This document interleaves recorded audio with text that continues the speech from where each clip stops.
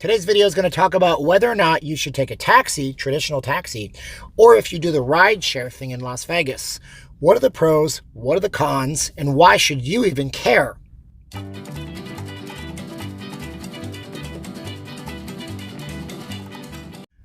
Hey out there in YouTube and video land, this is Steven with Hey Look, It's Vegas, a Vegas video blog on vegasforfreenow.com. We're going to explore the idea of whether or not you should get around with taxis or rideshare, but I am asking you to do me one giant favor that costs you $0. If you want more great content, click on the subscribe button, then hit the little bell so you guys will be notified when there are new videos about Vegas happening. We do videos several times a week. So should you take a taxi? Should you take a rideshare? Bit of a background on me. I come from Canada, the land of ice and snow, don't you know, eh? But hey, my father was a career driver. He still drives, but he doesn't do taxi anymore. He owned his own cab. He did his own thing. I've heard all sorts of crazy stories from him. I'm sure the taxi drivers in Vegas could tell me even crazier stories. You might think with that I'm a little bit leaning towards the taxi side of things, but you might be surprised because, to be honest with you, I think there are pros and cons of each. So let's look at the pros of taking a taxi, shall we? So the pros of taking a taxi are simple. Taxis in Vegas are synonymous. They've been around forever. There are a lot of different taxi cabs in Vegas, and they're very easy to get. The pros are you don't need a smartphone. You don't need a smartphone app. If you're traveling international and you don't have a data plan, it's going to be hard for you to hail a rideshare without a data plan. Actually, I'm pretty sure it's impossible to hail a rideshare, but rideshare people, let me know. And you can get a taxi from any major hotel on the Strip or any major property. So you can walk into the lobby of any property, tell them you need a taxi. They'll tell you to stand in a line if there's a line. If not, they'll turn on a little bit of a beacon. It's usually blue and it flashes to let a taxi driver know that there's a fare waiting for them. So you can get a taxi fairly easy in Las Vegas. Taxis are also fairly numerous in Las Vegas. They're all regulated by the state. There's a taxi commission that looks after them. So you know you're going to be getting a good experience in most cases with a taxi because it's highly regulated and they're easy to get. Those are the main pros of taking a taxi in Vegas. Possible cons of taking a taxi in Vegas? Well, first of all, you can't hail a taxi on the street. This is not New York City. Hey, I'm walking here. I'm walking here.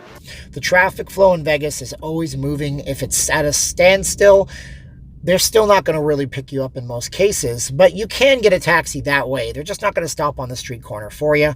On the flip side, there are some notoriously bad stories about taxi drivers long-hauling people. The county cracked down on this. Long hauling is where they will take you on a longer trip than they have to. So let's say you only have to do a trip, it's going to be worth $5. And you know you can go down Harmon to Koval and get to where you're trying to go on the corner of Koval Lane and Flamingo Road. That taxi driver may take you down Harmon, tell you it's too busy or that there's construction, take you all the way down to Paradise, route you around to Paradise, all the way over to Flamingo to your trip to get a few dollars out of you.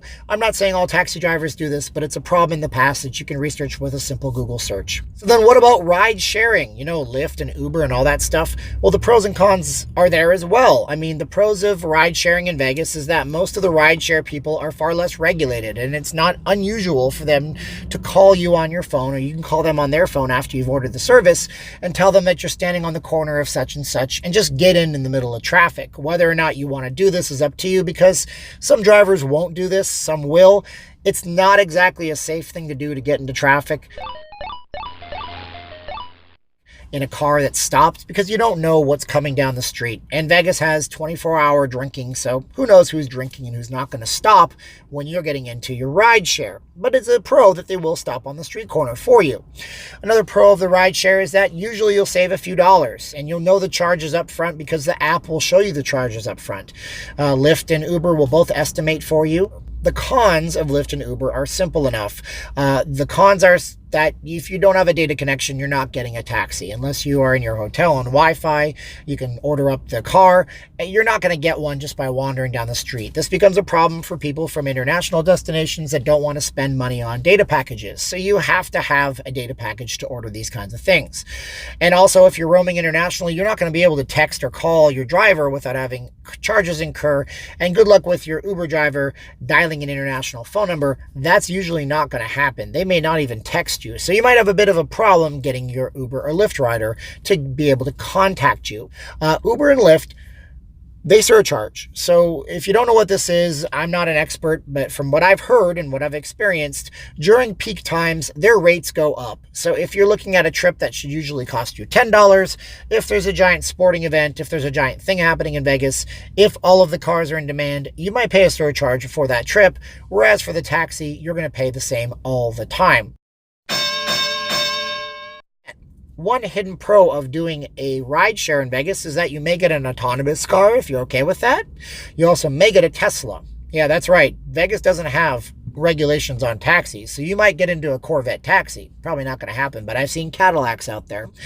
But you might get a Tesla. You might get an autonomous car. Self-driving cars in Vegas, you do have to opt in for that one, though, because Lyft is not going to send you a self-driving car unless you're okay with that. What about you guys? Do you guys think you should take a rideshare in Vegas? Do you think that you should take a taxi cab in Vegas? Are you comfortable with either of them? I've seen people as old as 80 years old on their phones ordering up Lyft and Uber. I think it's a cool experience to see them enjoying technology and all that kind of stuff. But I also know there is merits to being able to hop into a taxi safely that's regulated by the Taxi Commission at a major resort. You tell me what you think, and if you're in Vegas and you want to get some free stuff, check out vegasforfreenow.com. We will put you guys up on a timeshare tour and get you dinners, shows, gambling, or even just a little spending money while you're here. Thanks for watching, liking, and sharing. If you're just browsing through, make sure you subscribe to the channel, and we'll talk to you guys in another video. Thanks a lot. Bye-bye.